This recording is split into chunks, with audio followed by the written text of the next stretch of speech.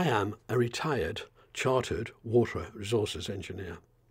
In my career, I was a water resource engineer for good chunks of the UK like North Wales and Cornwall, and in the end, before I retired, the whole of Wales. I also sat on a UK-wide Water Resources Committee. The current situation with droughts and the way it's being played to link it with climate change is absolutely absurd.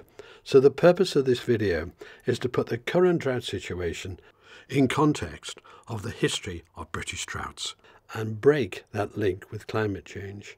Droughts are weather, they are not climate.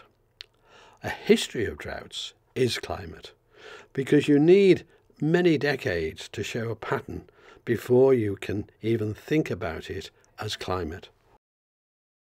We'll first take a look at some really long-term drought records from the west coast of America.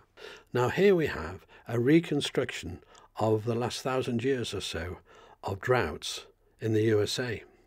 And as you can see here, right at the end, they're claiming this little rise since we came out the Little Ice Age is actually man-made. This gives you some idea. And the thing to note here is the length of these droughts. They can last for 100 years or more. So historically, we've had terrible times with droughts. Droughts that have affected whole civilizations, brought some to an end. That's the bigger backdrop to droughts. But now we're going to look at droughts in the UK. Here is a typical headline from the UK. Now, I'm not going to bore you with many of these because the media are just bombarding you with them. But in this one, for example, what they're saying is we've had the driest July for 20 years. Yep, so what? That's weather. And by the way, 20 years ago, it was drier. So that's nothing unusual. And always when they say since a date, it means that date there was something worse, by the way. Always note that in headlines because the journalists are a bit silly. So the first thing to do is explain to you how we classify droughts. I'm going to do this in the more simplistic form. There are basically three parameters how we classify droughts. The first is the accumulated deficit. What that is in this month, say, the average rainfall is this, say 100, but we only got 70, therefore we have a deficit of 30. And then next month we have a deficit of 20, so we've now got an accumulated deficit of the two added together, 50, and we carry on accumulating the deficit to see what it gets to. The next measurement is duration. Fairly obvious. How long does the drought last? And some droughts can last in certain terms for 2 or 3 years. It isn't just 2 or 3 months. It can be 2 or 3 years. It can be in the past. It's been 200 years. So the duration of a drought is the other measurement. And the last measurement is the intensity of a drought. This is, say the rainfall should be 80 inches that month, or it doesn't matter what the measurement is, but you only get 10. Well, that's a huge drop. And so it's how intensive it is below normal is another measurement of a drought. But there is one more factor, and that is the area that the drought covers. So is it just England, or is it Ireland, England, Scotland, Wales, or is it the whole of Europe? At the moment, the southern part of England in drought as I speak, and they're issuing hosepipe bans. But in Scotland, there's flood warnings. So it's obviously very localised at the moment as regards England and Wales. But of course, what droughts affect is water supply.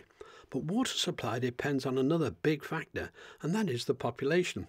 Now, in the UK, we've grown enormously, I think an extra 10 million in recent years. Now, the actual native population hasn't been growing. This is entirely almost due to immigration. But these immigrants need water just like everyone else does, of course. And so we should be planning an infrastructure that can cope with all the possible demand. So the water has to be shared between far more people now.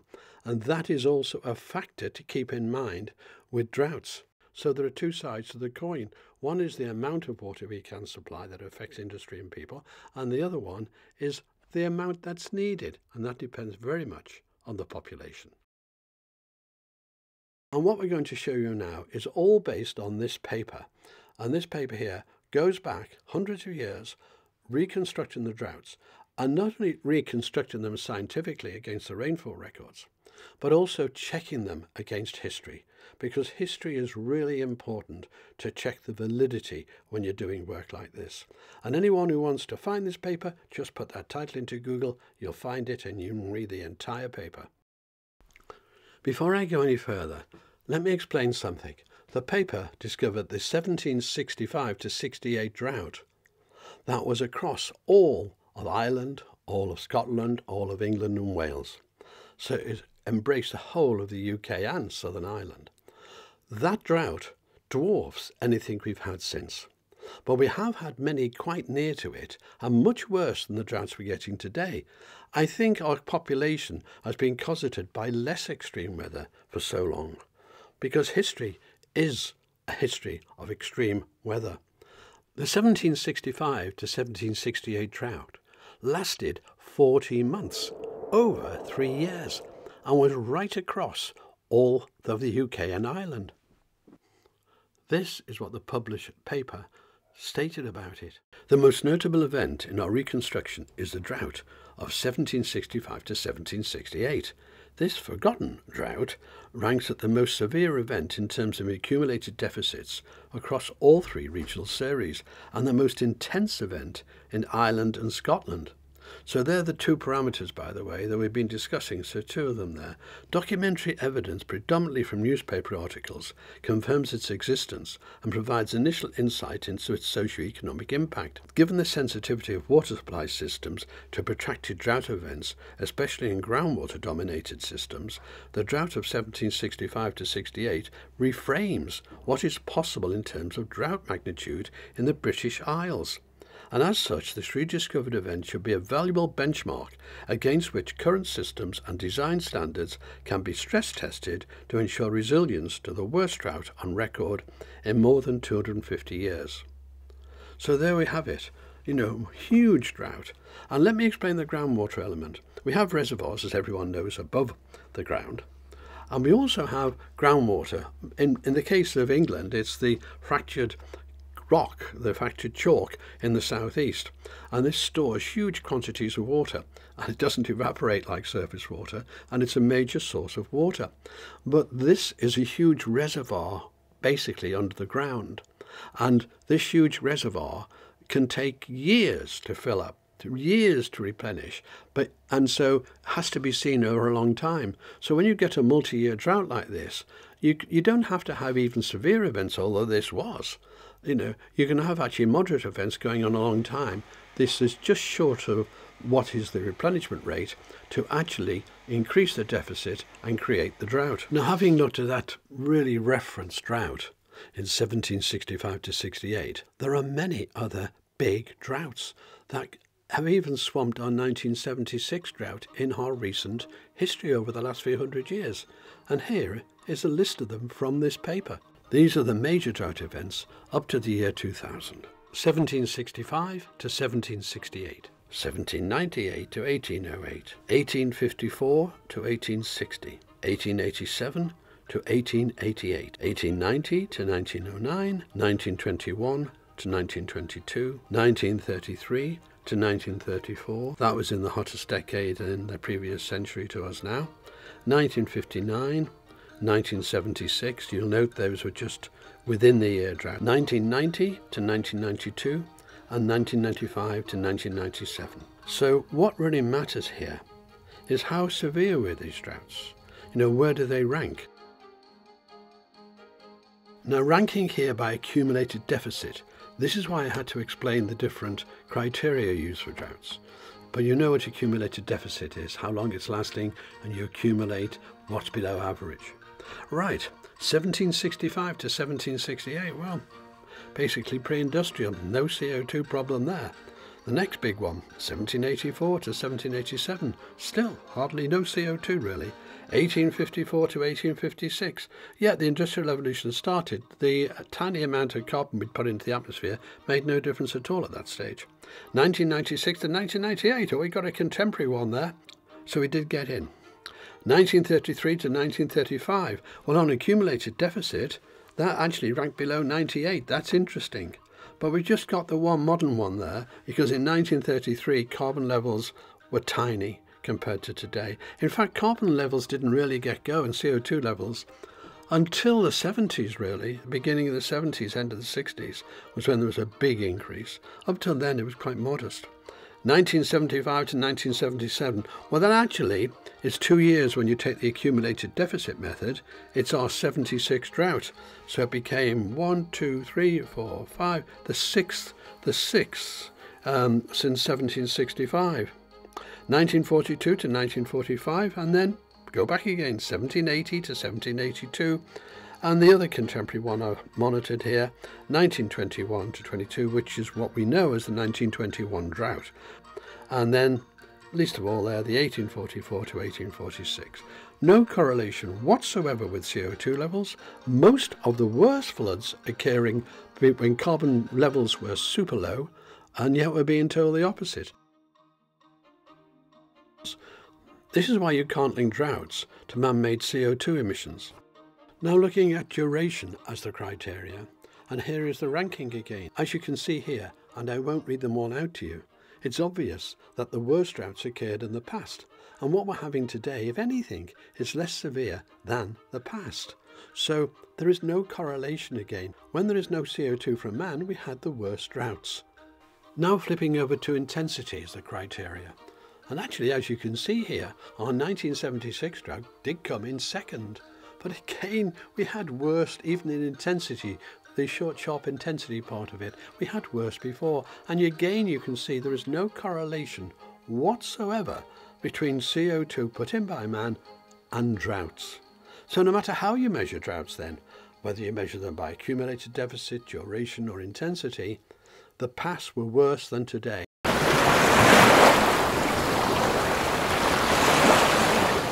This is a UK official report from the government, the Environment Agency official report on climate change and droughts. This report builds on the work on the paper that I've just explained to you. And the shock is that it supports it. So let's not go into great detail in the report because you can reference it yourself, but let's look at its conclusion. So I quote from the conclusion. It is clear that throughout the historical record, drought has been a recurring feature of the UK climate, with recent drought events by no means exceptional in terms of their intensity or duration. The impression from this limited study is that there is a repeated tendency throughout historical records for dry years to cluster together, which results in multi-year droughts that contain shorter, more intensive periods. For example, 1798 to 1808, 1854 to 1860, and so on. And further down the conclusion, I quote again, the impression based on England and Wales rainfall series is that there does not seem to be any increase in the frequency of shorter duration 12-month dry episodes, although summer half periods appear to be becoming more arid, largely through increased temperatures, which I accept because we have had increased temperatures since we came out of the Little Ice Age. So there it is. There is my evidence for there being no relationship between the climate change, especially man-made climate change, and droughts. The evidence is clear even from the government's own Environment Agency. What they failed to do was rank the droughts in order of severity, which the other paper did. That's why I needed to present to you both papers. But you've got presenters coming onto television telling you the droughts are because we put CO2 into the atmosphere. Wow, it's total ignorance or deceit. It's one or the other. This is typical of the garbage you are being fed, where experts predict more hot summers, etc., etc. And the cause, of course, is always man-made climate change. Mediterranean and the southern coastline are likely to see more intense summers with more frequent and more intense heat waves and also more drought. Such comments are now being fed to you from every single media source going. It is unbelievable how this can carry on because they just ignore total history. And even if, and I doubt it, but even if we were in for a period, maybe 100 years more heat waves, when we've had it in the past, it's nothing to do with man-made CO2. There is natural climate change. And by the way, no research money goes into natural climate change. It's assumed that all climate change is due to you. I don't want to be that guy that sort of running around with his hair on fire on the news, but this is the new normal. There is simply no true scientific basis for that statement. Yet these people claim, it's going to be this way or that way. They have no idea what they're talking about. Well, Europe is also battling record temperatures, and experts have warned it could be in the midst of its worst drought for 500 years. Again, a ridiculous expert comment. 500 years. Well, we've just seen, there's droughts that last for years. 3 years in the case of the 1765 one. So where do they get this from? I mean, the drought has only just begun if it's going to be a proper drought. We're not sure yet, as it were. But where do they get this from? It's plucked out of the air. There is no scientific evidence whatsoever to back up these continual statements made by the media. And of course, by the way, because they claimed it's going to be the worst drought for 500 years, well, there was a worse drought 500 years ago on that basis, wasn't there? I owe an apology to my family. You see, sometimes when these sort of clips come on television, when these sort of news items come on, I shout at the television. Now, I fully appreciate that television can't hear me. I fully appreciate it makes no difference at all to the world. It just annoys the wife and family. But the only excuse I've got is that it makes me feel better. Now for a change, I'm going to leave you with my lovely wife reading a poem to you from a lady who wrote it in the 1840s during a drought. Dear Fanny, pray how do you manage in town? In the country, believe me, we're all done brown. Brown trees and brown meadows, all brown as a squirrel, till I'm tempted to warble the brown hills of Tyrol. You remember the willows that waved o'er the steep, so dry as the summer, e'en willows can't weep. The flowers are dropping, seem fading fast too, sufficient to make them deprived of their due. So scorched is the garden, we've yellow French beans, and cabbages owing no title to greens. The brook that once murmured have long ceased to talk, while the swift-running streams are reduced to a walk. The pond is a puddle, the river is dried, and the floundering fish may be caught ready fried. In politics, changes 'mongst lords may be spurned. In the country, the commons are certainly turned. We are burned, we are bronzed, but adieu, love, lest I should be deemed like the summer, too long and too dry.